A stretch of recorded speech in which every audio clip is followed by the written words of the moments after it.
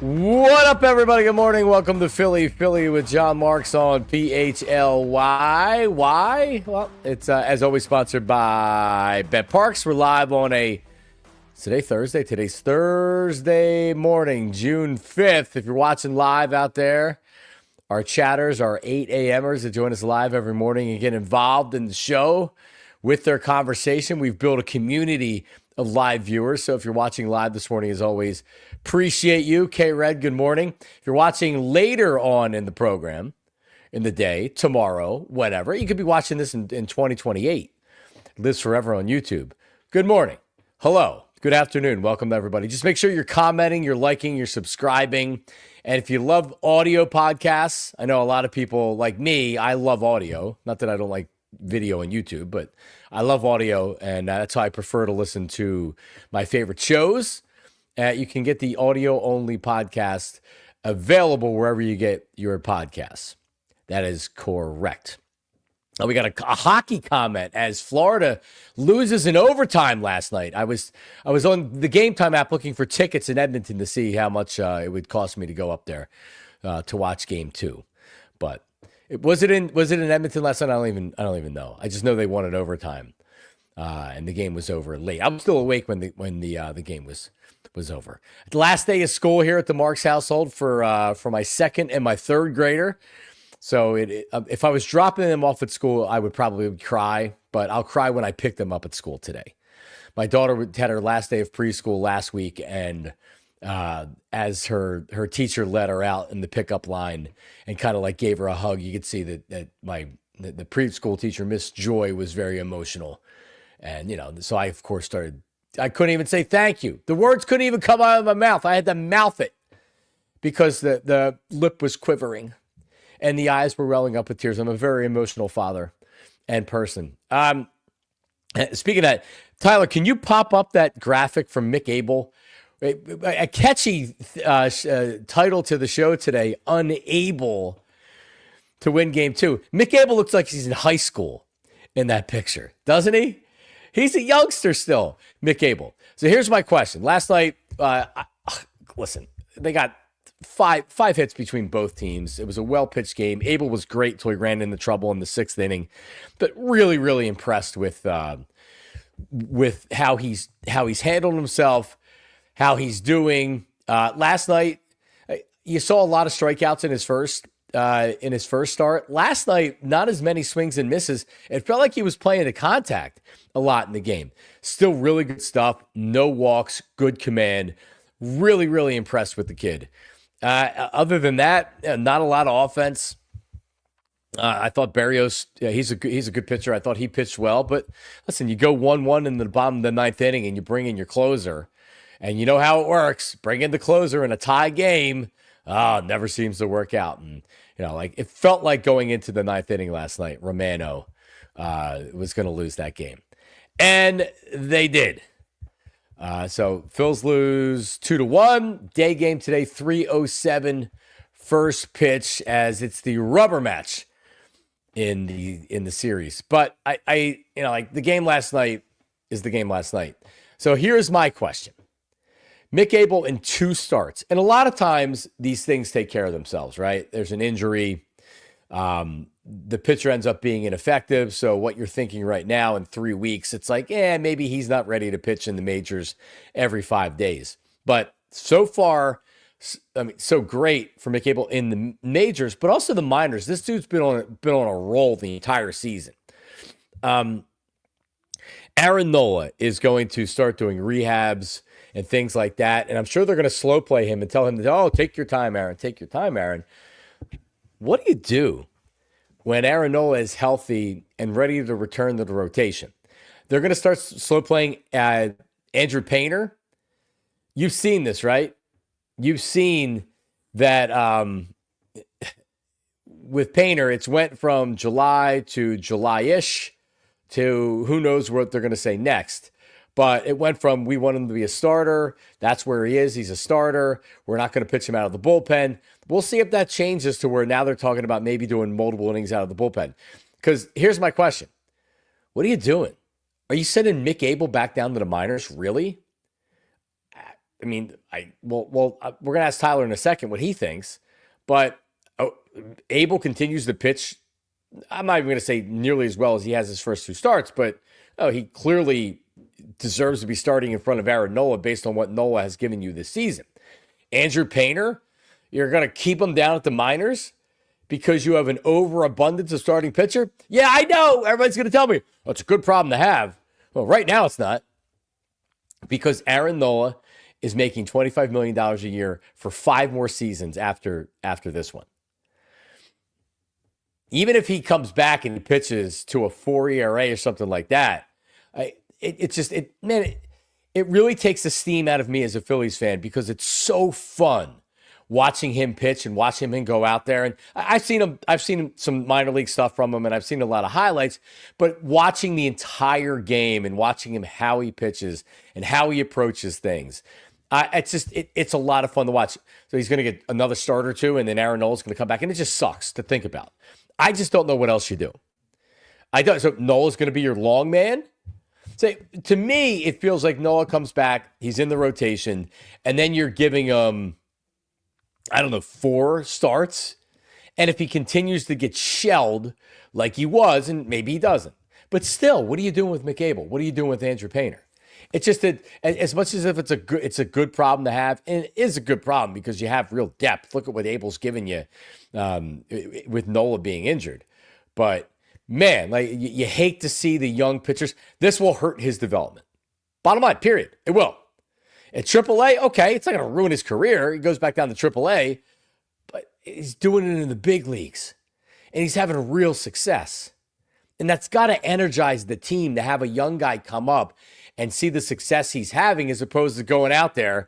And sorry, everybody, it's human nature. As much as they love Aaron Nola, these teammates hate Aaron Nola. When he's pitching like he is, what do you think they're thinking if we're thinking the same thing at home? It's the 5th inning. Third time around in the lineup.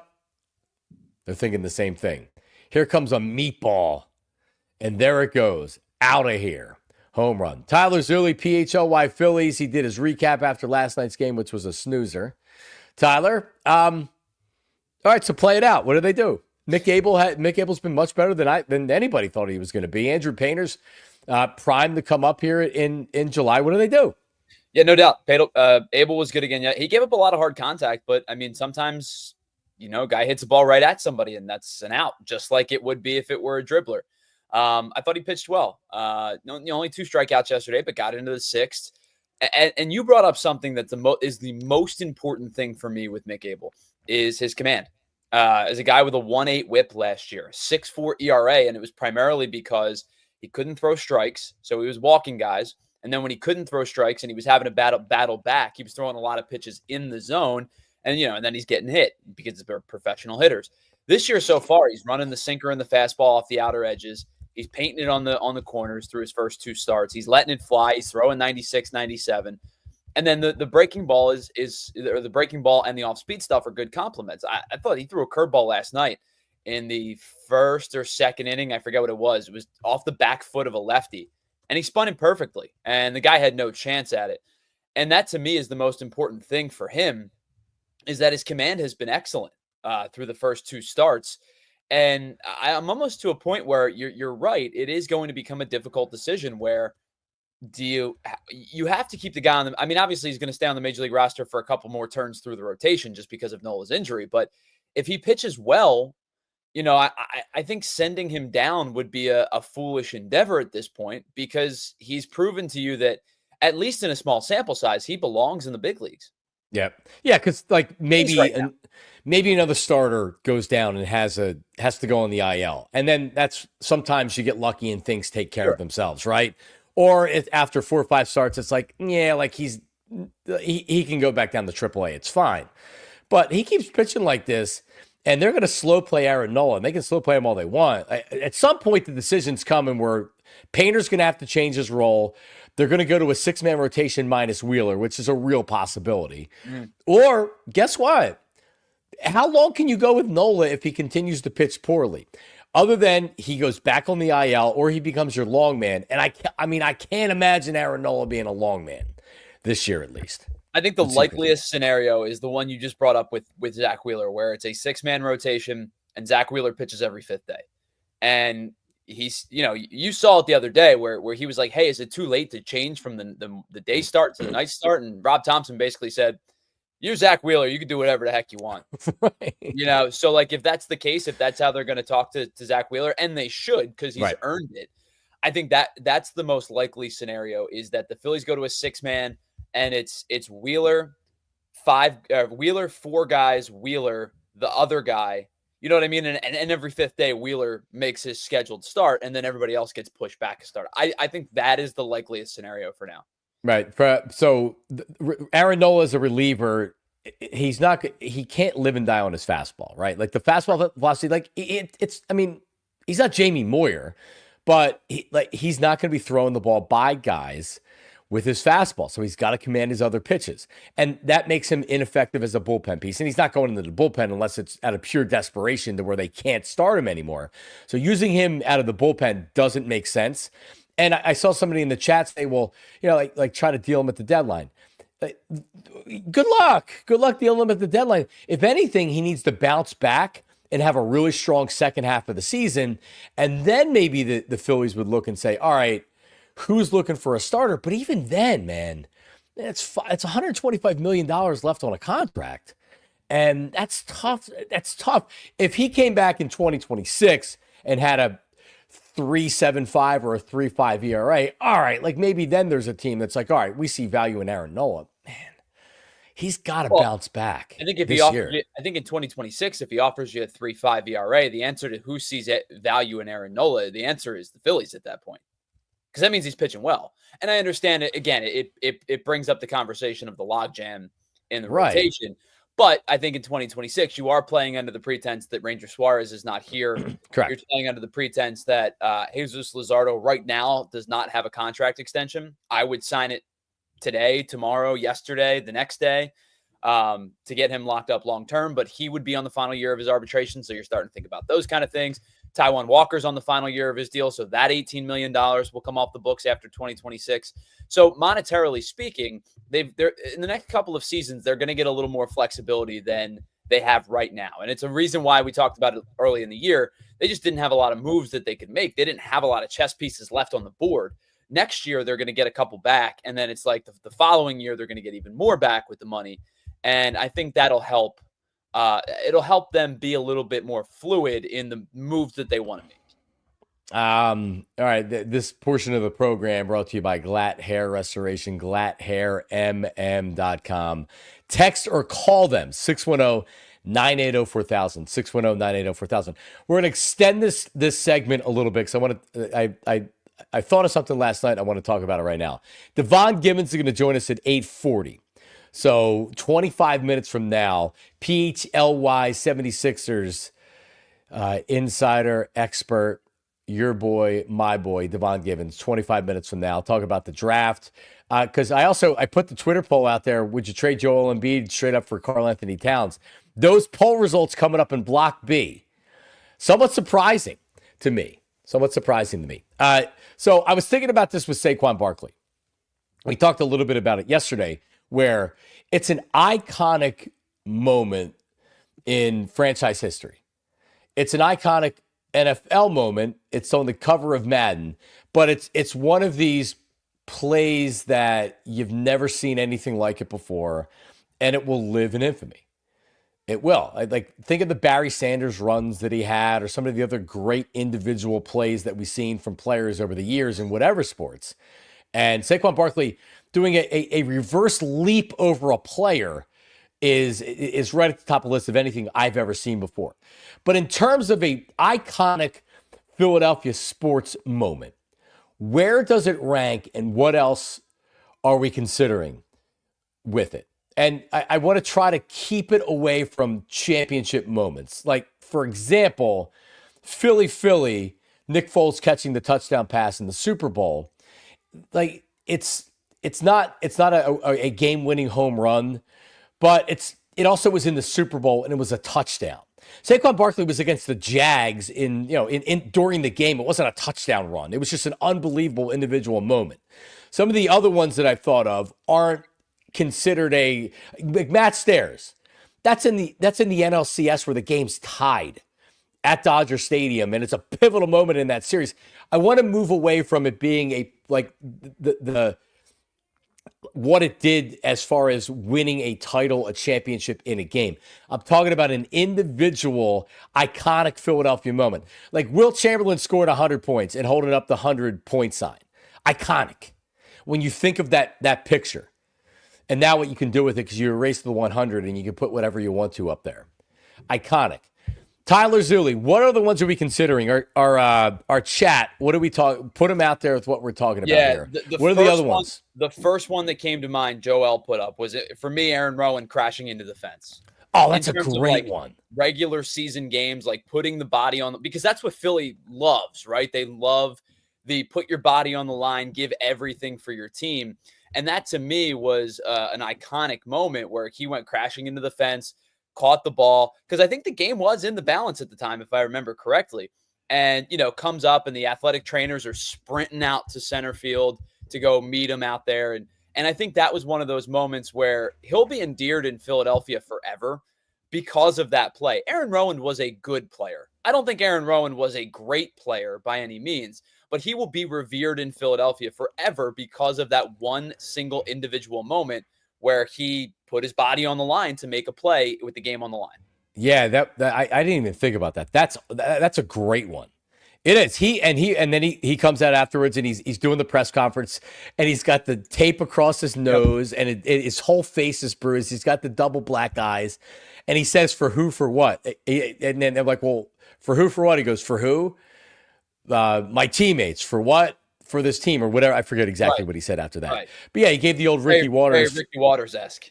For who, for what, when he alligator armed a pass across the middle, and Aaron Rowan was asked, well, Ricky Waters once said, who, for what? And he answered the question. Right. Aaron Rowan was awesome. If you remember after that 2007 season, they let him walk. And the big question going into that season was, because you just made the playoffs, and it's like, well, now what are you going to do? You don't have a right-handed bat to protect Ryan Howard. Jason Worth ended up being that guy, and they win the World Series. But that was a big question mark entering 2008 was who's going to take over for Aaron Rowan. Shane Victorino turned into a star.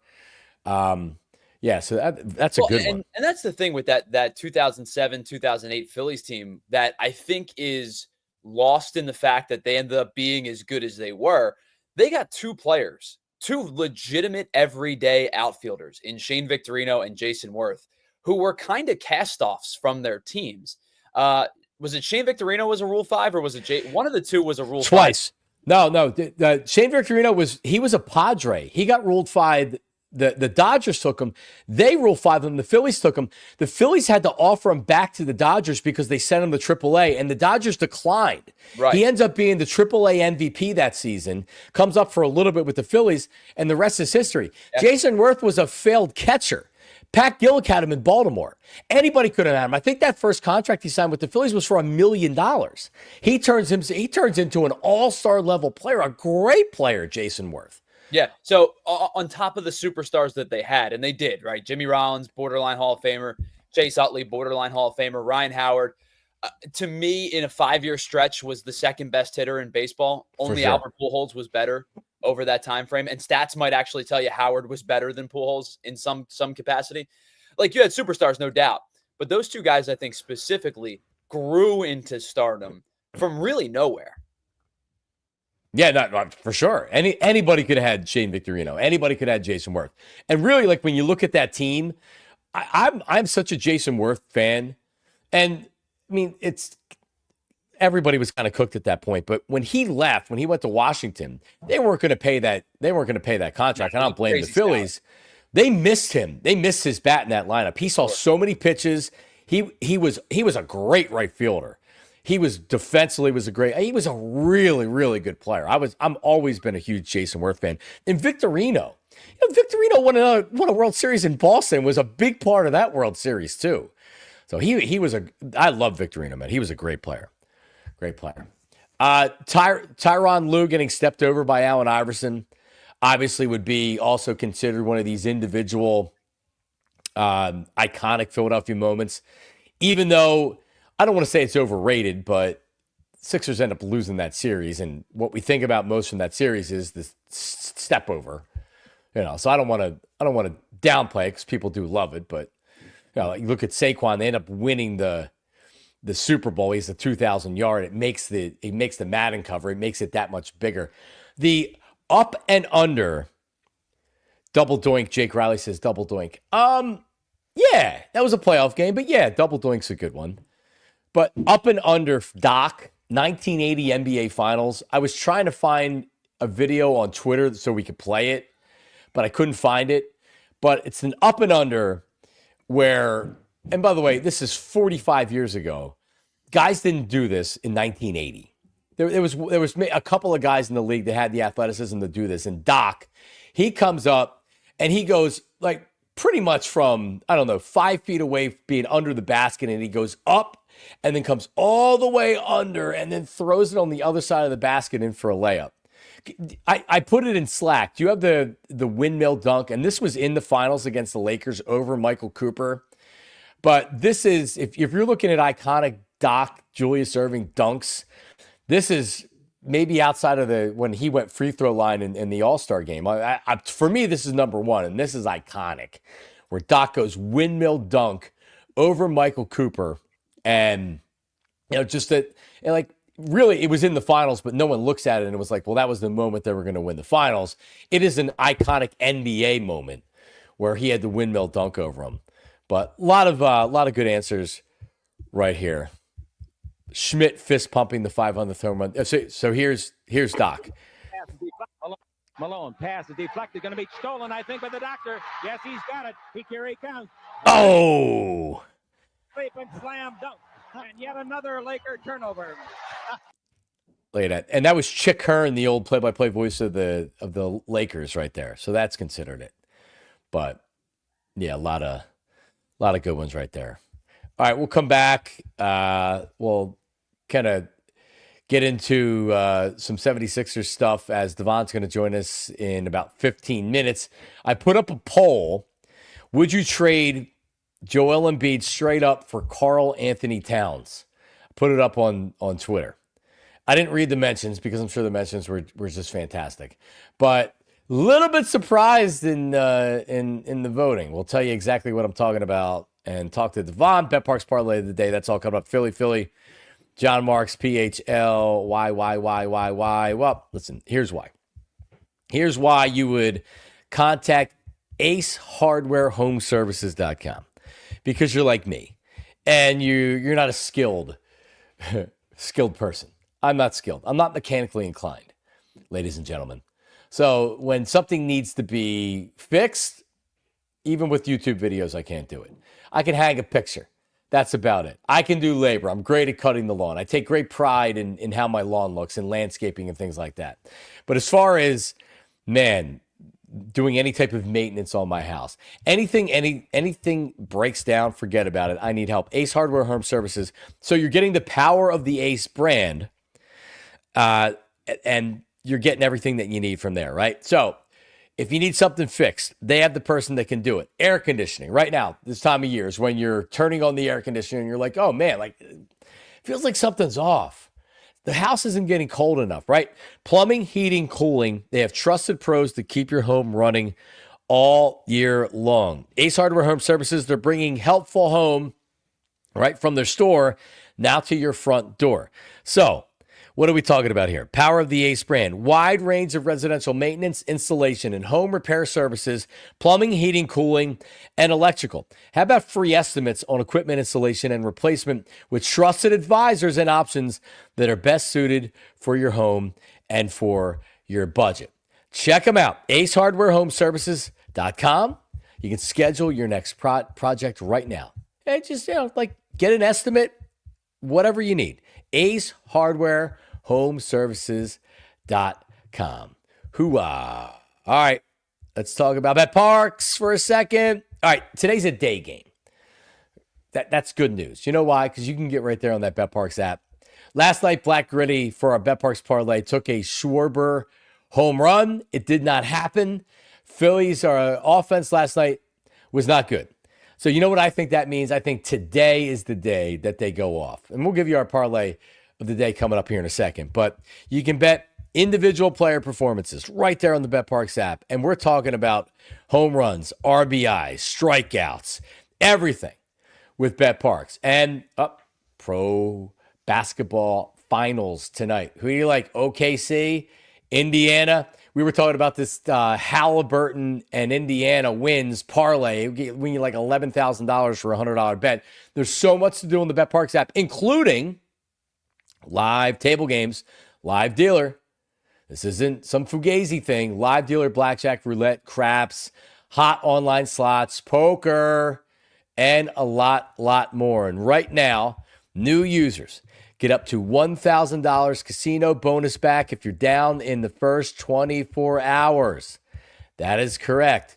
BetParx.com for all the details. BetParx.com for all the details. Check it out. BetParx, gambling problem. Call 1-800-GAMBLER. Hooah! All right, we're back. Philly with John Marks, Devon. Less than 15 minutes from now. So, Tyler, just to get back on record here, and yesterday I asked you, and ultimately I believe you said that you would do the trade. But right now, straight up, the Knicks call you. They're like, listen, Karl Anthony Towns, we want Joel Embiid. We'll trade you Karl Anthony Towns straight up for Joel Embiid. Would you do the trade? And like, maybe the Knicks need to throw a little something, a sweetener in there or something. But the question was asked, Joel Embiid for Cat, would you do the trade? And like decent amount of votes, a lot of people weighing in on the comments.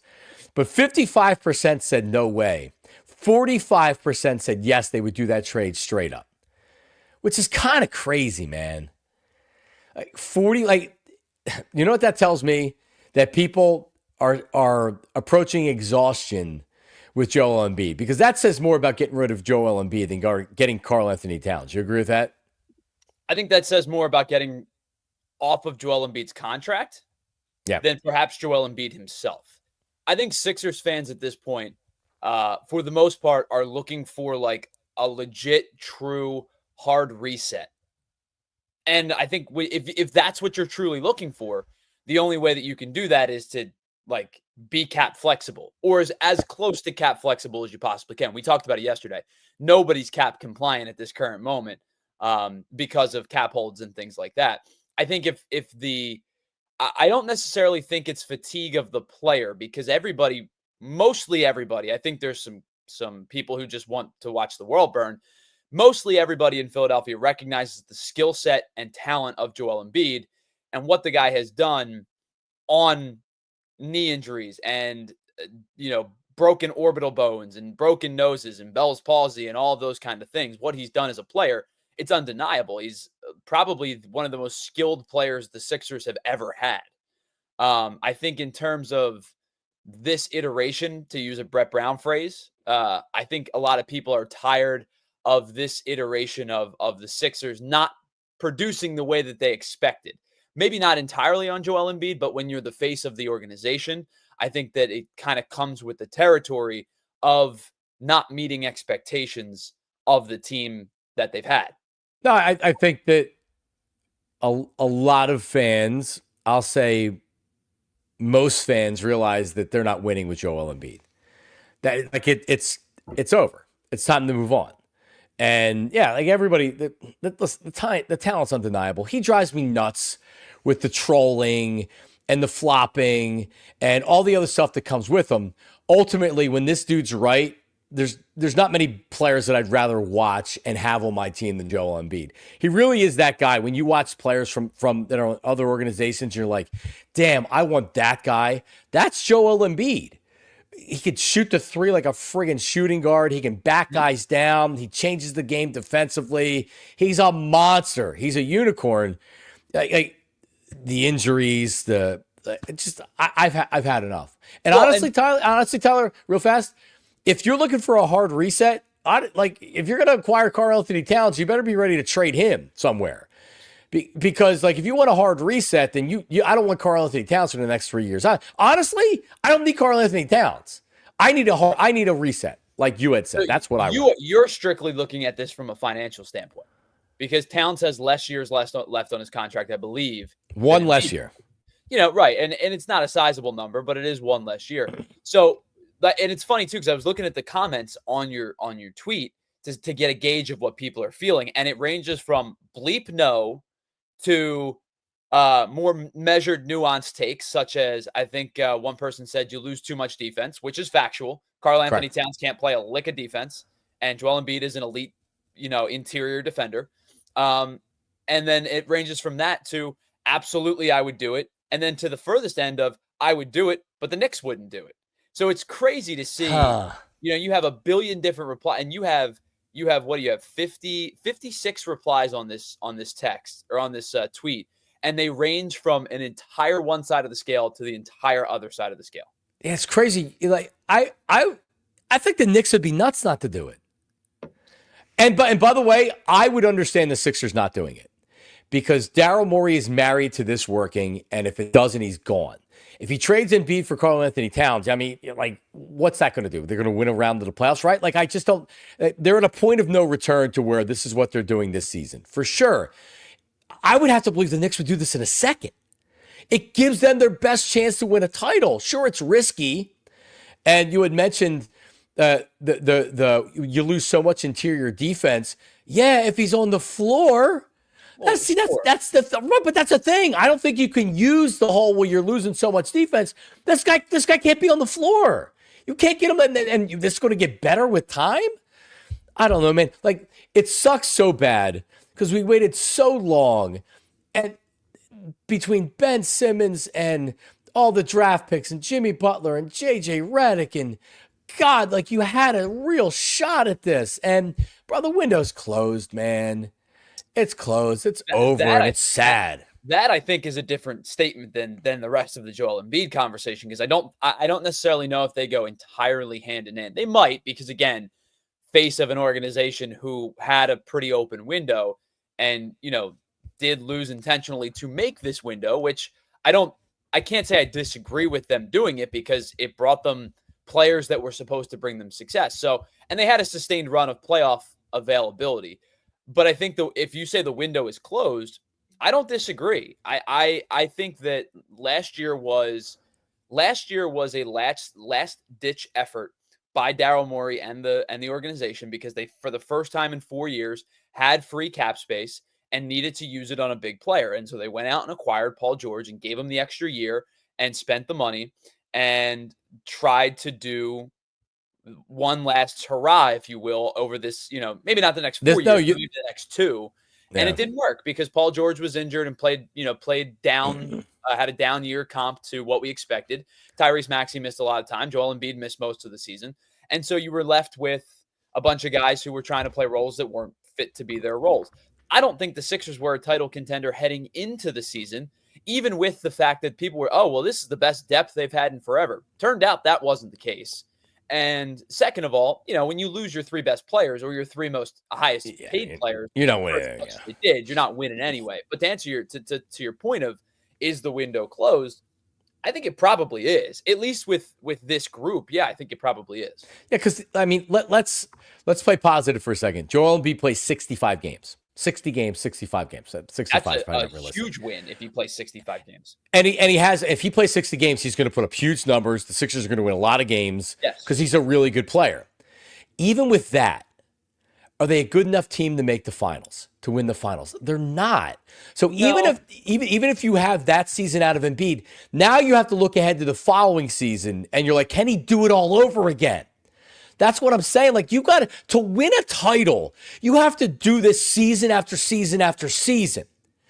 And he can't do it. He's in his 30s. Well, I don't disagree with your statement that you say, are they good enough to win a title? I don't think that they are comp to the rest of the East. But I do think that if Embiid plays that number that you gave him, the 60, 65 games, and puts up the big numbers, they're going to be a postseason team.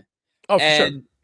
If I'm going to sit here and say, well, they're a postseason team, but they're not a title contender, so this season means nothing to me, that doesn't work for me because of the way that their money is structured. You don't have another choice, right? If this were baseball, right? And you could get prospects and you could reset with prospects and not have to worry about financial stipulations because of salary cap indicate. You could be like, oh yeah, trade your $40 million guy for 2 prospects. Trade your $25 million guy for 2 prospects. But it unfortunately doesn't work that way in the NBA where you got to match salary. So even if you are going to move somebody or you think that this is not a title contending team, this is the team. This is what it's this group plus do they bring back Yabusele? Do they bring back Grimes? And who do they pick at number 3? And that's pretty and 30, what do they pick? 38 or something like that. Yeah, unless they move the pick and they drop back or they do something like that. Yeah, right. like there's so under the guys that they don't move back and pick up like the conversation's been about Larry Markkinen and I've heard Zion Williamson, which I don't think that's going to happen. Man. But like, but again, if you're moving Embiid in this context, you do have to figure out the monetary situation. You got to pick up somebody who returns that money. But I think if you're playing under the pretense that they're picking at 3 or 5 plus and 35, it's going to be the team you saw last year and those draft picks. And that's pretty much it. And that's that. All right, Devon next, our BetParx Parlay of the day coming up right after this. Devon answers all of these questions and questions all of the answers. That's coming up right after this. Philly. John Marks, PHLY. All right, weekend warriors. Rothman Orthopedics. Yesterday was great weather. A lot of people out there probably playing golf. Maybe you got off work a little bit early. You tried to get 9 holes in. You went for a run, whatever it is. And if you're in pain, right, and we're talking about shoulder pain, knee pain, whatever it is, as you start to get a little bit older and your body starts breaking down, we're talking about Joel Embiid here. As your body starts breaking down, you don't bounce back as quick, right? So if it's been a week and you're like, man, the knees still bother me, every time after I run, every time after I play golf, the shoulder's bothering me. It's time to go to Rothman. It really is, because you don't have to live with the nagging pain. You don't. I mean, like, this is life, man. You want to at least have some enjoyment, right? And that's why Rothman can really, really help you out. So they have a doctor and a team that is laser focused on every body part. That's right. So if it's your hand, your elbow, your shoulder, your knee, your back, hip replacement, ankle replacement, a full spectrum of orthopedic care in over 30 convenient offices, urgent cares, and walk-in centers across Pennsylvania, New Jersey, and Florida. Everything, every service, x-rays, bracing, MRIs, PT. I did my physical therapy at Rothman up in Limerick. And I'm doing great. You'll be doing great too. Rothman Orthopedics, specializing in orthopedics and you. Visit rothmanortho.com/PHLY. rothmanortho.com/PHLY. All right, GLAT Hair Restoration by Morgenstern Medical. That's correct. Just the experts in hair. If you have hair loss and you're like, damn, you know what? I tried this. I bought this off a Facebook ad. I bought this off an Instagram ad. I tried this. I tried that. It's like, I'm not really getting results. I've been spending a lot of money on this stuff, and I'm not sure I'm seeing anything. This is why you want to consult with GLAT Hair by Morgenstern Medical. GLATHairMM.com, 610-980-4000. You can text them. You don't want to call, text them. 610-980-4000. Get any information that you want, because contrary to popular belief, if you're losing your hair, you don't have to lose your hair. You can stop it in its tracks. Hair restoration like me, you want your hair back? Bam! You want to stop yourself. You don't want it to lose any more hair. You don't want to thin anymore. You want to stop the shedding. You want to regrow your hair. GLAT Hair MM. Not just about restoration, innovation. Science in 2025. GLAT Hair can get you your hair back, and they have over 30 years of experience. Their hair team, the experts in the industry. Bottom line, 610-980-4000, GLATHairMM.com. You can also reach out to me on any of my socials. My DMs are open. You can find my email address as well on my social accounts. JONMARKS Media. Reach out to me with any questions. I would love to answer them, and I can even hand you off to my people over at GLAT Hair. Check them out, GLATHairMM.com. Hooah. All right, Devon's coming up in a second. Let's get to our BetParx Parlay of the day. So Tyler, you had yours. You hit your leg yesterday. Is that correct? Yeah, I don't mean to brag, but I'm actually 3-0 this week so far. No, brag. Yeah, 3-0. I mean, There was like Tuesday was like a layup, right? Paul, stop giving me Paul Skeens at 5.5. I'm going to take it literally every start he makes. Yeah, they're making it easy for you. But yesterday I took Andrew Abbott over 4.5 strikeouts. He didn't pitch particularly well, but he ended up with 6. I don't care what his line looks like, as long as the bet cashes, I'm good. So I'm gonna go. I'm feeling my bets a little bit. I'm gonna take one that maybe is a little bit of a not the greatest of thoughts, but I think the Tigers and the White Sox, I don't think the Tigers and the White Sox play today. I think this one is going to go under, but I'm actually going to buy a run in this one. So the under is listed at 8.5, and they've got it at -105. If I buy a run up to 9.5, I can still get it at -165, which I think is good play if we're going to make a parlay. Now, the under of 9.5 has hit in 15 of the last 20 Tigers games and 13 of the last 20 White Sox games. And 4 of the last 6 times these two teams have played, that number has hit, and it hit 8 times last year between these two division rivals. So Casey Mize on the mound today for the Tigers. They really, really need to get some length out of him. They had a bullpen game yesterday, and their starter didn't get out of the 4th the day before. So I think Casey Mize is poised for a good start against the White Sox. My concern is Sean Burke is pitching for the White Sox. I don't know if he's going to pitch poorly or not. But if he can give me anything of merit, I think the under 9.5 hits today. So at -165, I'm going to take the under 9.5 in the Tigers White Sox game. I like Luzardo -103 on the over for strikeouts at 5.5. So it's almost even money. Yeah, like you do have a little bit of cause for pause when you're like, all right, like what did we see that last start? Was that just a blip, or is the shoulder bothering him a little bit? Is he feeling something in the elbow? I expect him to bounce back today. And one thing we've seen with him, he gets a lot of swings and misses. Yep. So I'm going to go Luzardo over the 5.5. Chris Bassett, who he's a good starter. So this could be, as much as they didn't score last night, you're thinking there's going to be a lot of runs today. The over-under is only 8 for total runs. It's a low number.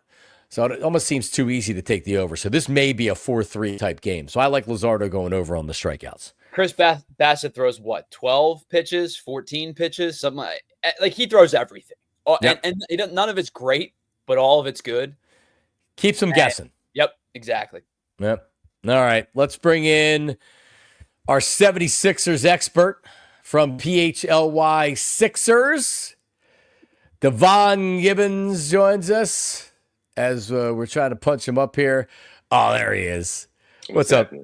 What are you doing? Nothing. Long day yesterday, but a good day. So all is good, man. All right. Would you trade Karl Anthony Towns? Would you trade Joel Embiid for Karl Anthony Towns?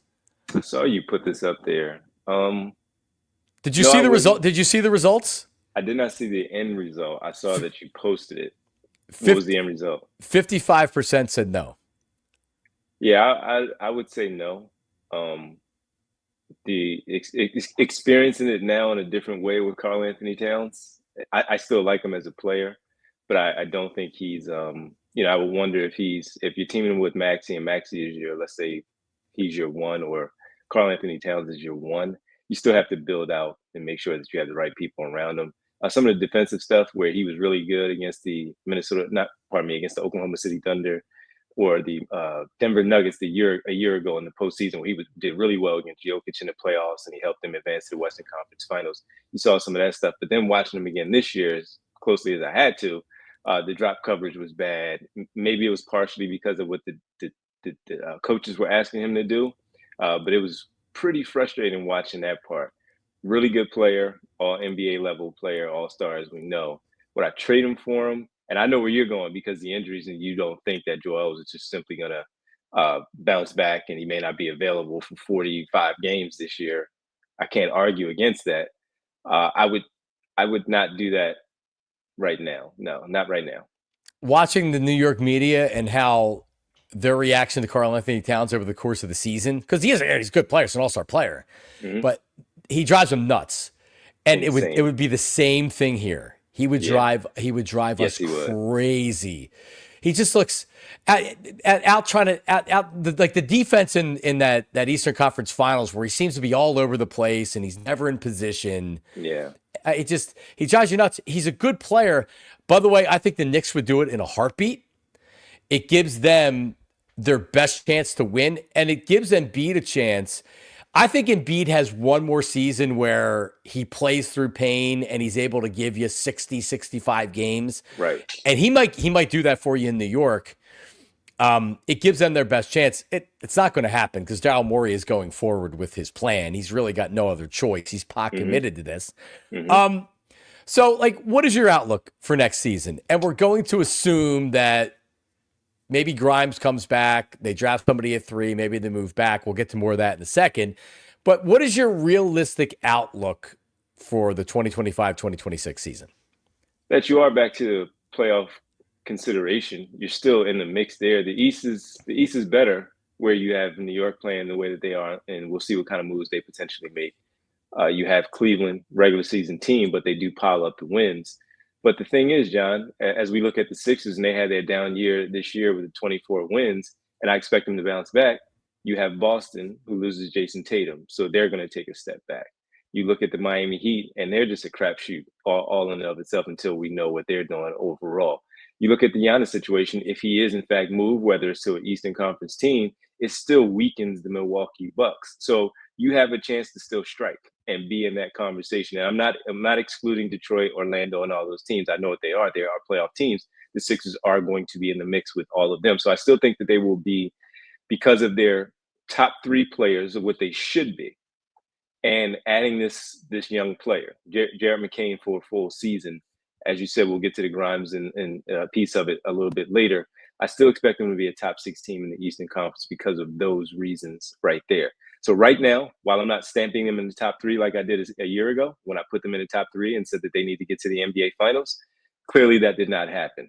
This time around, at least for right now, pre-draft, pre-free agency, pre-off-season, I'd say that they should be, John, in consideration for the top 6 to stay out of the play-in, and we can talk about it again after the draft and free agency gets underway. So that's where I am right now. True or false, the Sixers are more likely to miss the playoffs than make the conference finals? True. Yeah, doesn't it hurt to say? It does hurt to say that because last year I would have said false. Right, me too. Yeah, me too. See, and that's where I am right now. And I'm definitely volatile with the Sixers because I've been frustrated for years, and I can recognize that Joel Embiid's an all-time franchise talent, an all-time franchise player. He's a great player, but it just feels like for both parties, this is it. And if they miss the playoffs this year, Morey's going to get whacked. Yep. And Embiid's likely going to be gone. They're going to look for ways to move off of Paul George, and then you're really hitting the hard reset button with the young players that you have. It's tough when you don't believe that the team can win, that you go into a season more or less because you have no other option, and this is what they're going to do. But I agree. It sucks. It sucks that that's the way I'm looking at this team right now. But it does feel like that, because you know how they missed the playoffs, and Embiid's injured again. Yep. And if Embiid's injured again, they're not making the playoffs. This will be bad. And again, that's unless Maxey plays a full season. Paul George gives you 60 whatever games he's going to give you. John, you might sneak in to the 7th seed, play in the play-in tournament. You might sneak in there. But to your point of the top 6 and where it's just flat out set that you're going to be playing the first round 7-game series, you're probably right. I think Maxey and George can get you into that play-in tournament. It's just a matter of how they, of course, perform in that scenario, in that setting, to where they don't have to play the 2 games. They can just play the 1 game as a 7 and just get in and play whoever they play at the number 2 seed and then probably get rocked. What do the Sixers do before we get to the draft? What do the Sixers do this offseason? It seems like Yabusele, you're not going to be able to bring him back and Grimes. But if you bring Grimes back, so then you're not drafting a guard, right? Because that'd be tough. I mean, it seems like a logjam in the backcourt. What do you think that they do in free agency and with their players? First, they just tendered the offer to Grimes to make him a restricted free agent. Tender that offer, and when they do that, wait and see what happens on the open market and how much some team throws at Grimes, and see where they go from there. Try to match that offer sheet, or does Grimes just take an offer from the Philadelphia 76ers? We'll see right out of the gate. Doubt it. He should test the market. Any player should do that. See what their market is.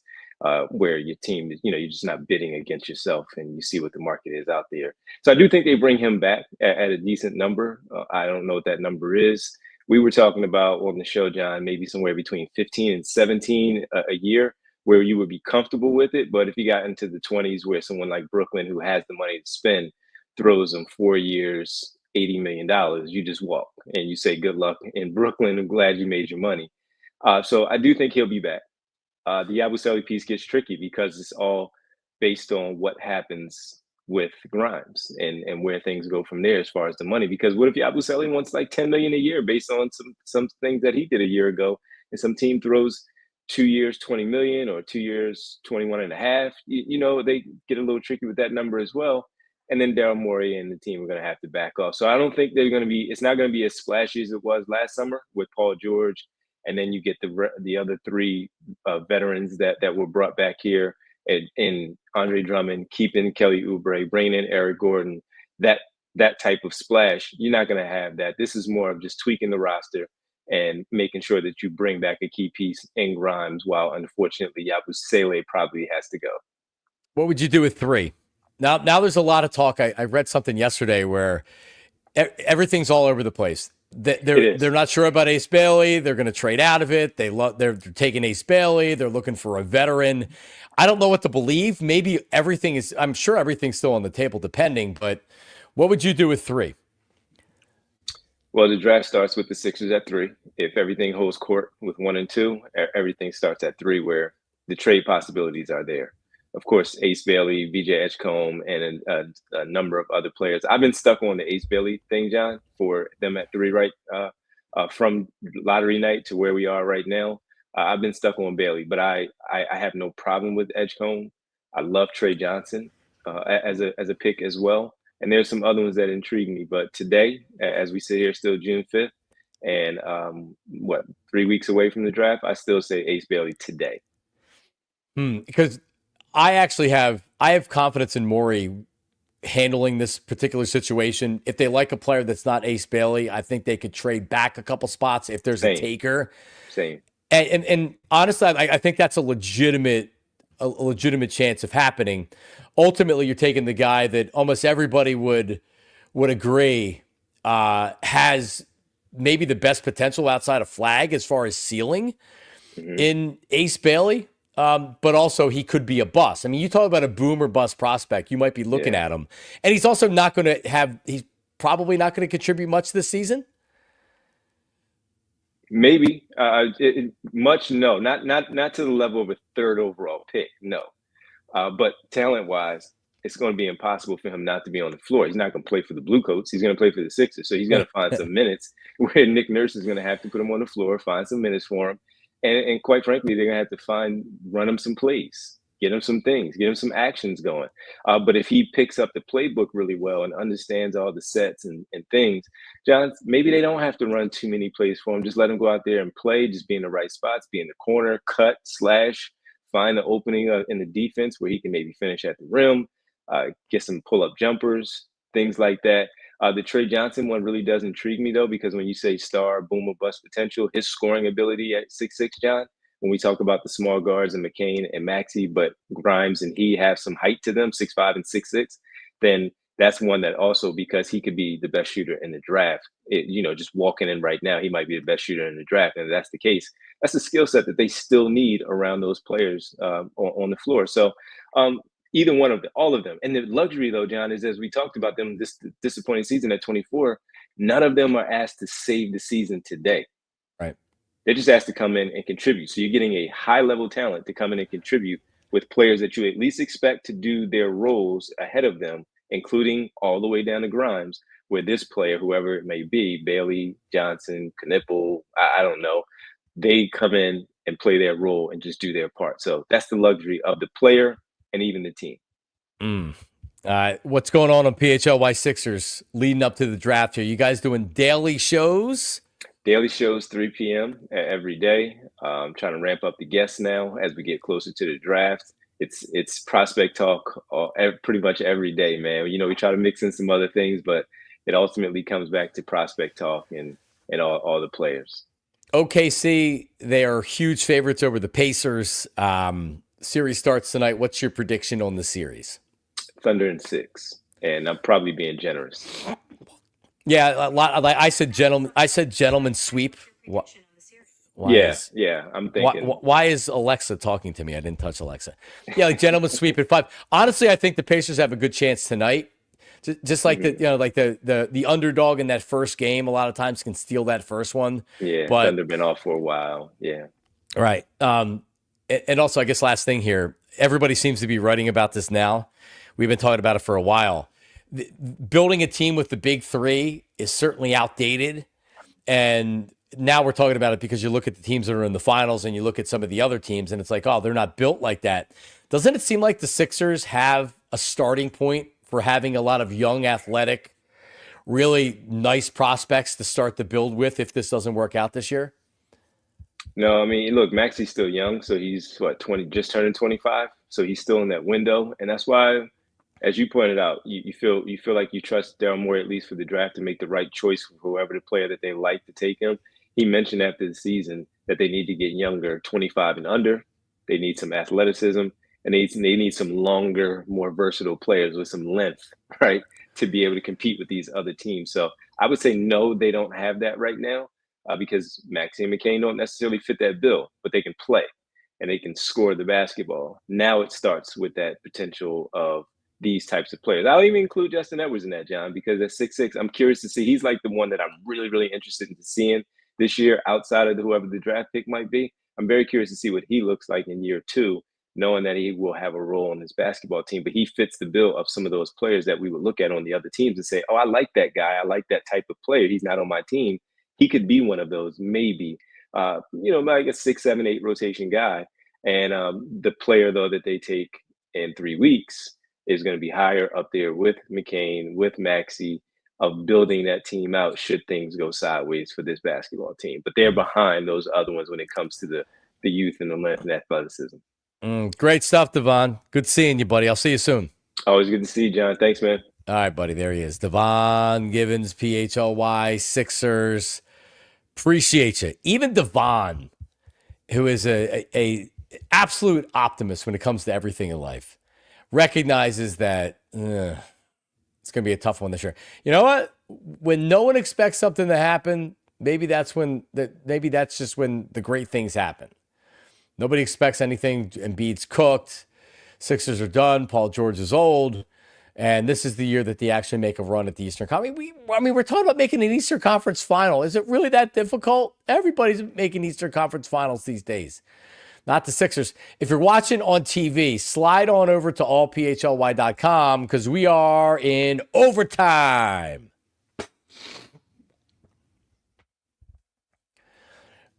All right. And we appreciate you. Remember, allphly.com. Subscribe to Rich Hoffman's PHLY Daily.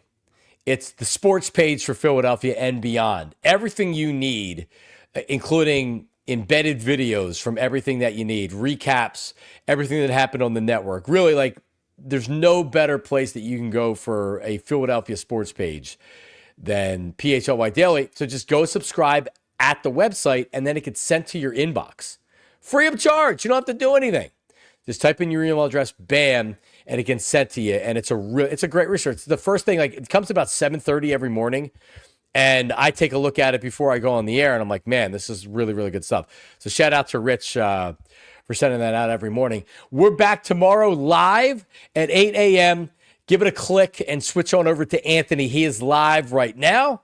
We'll talk to everybody tomorrow at 8. See ya.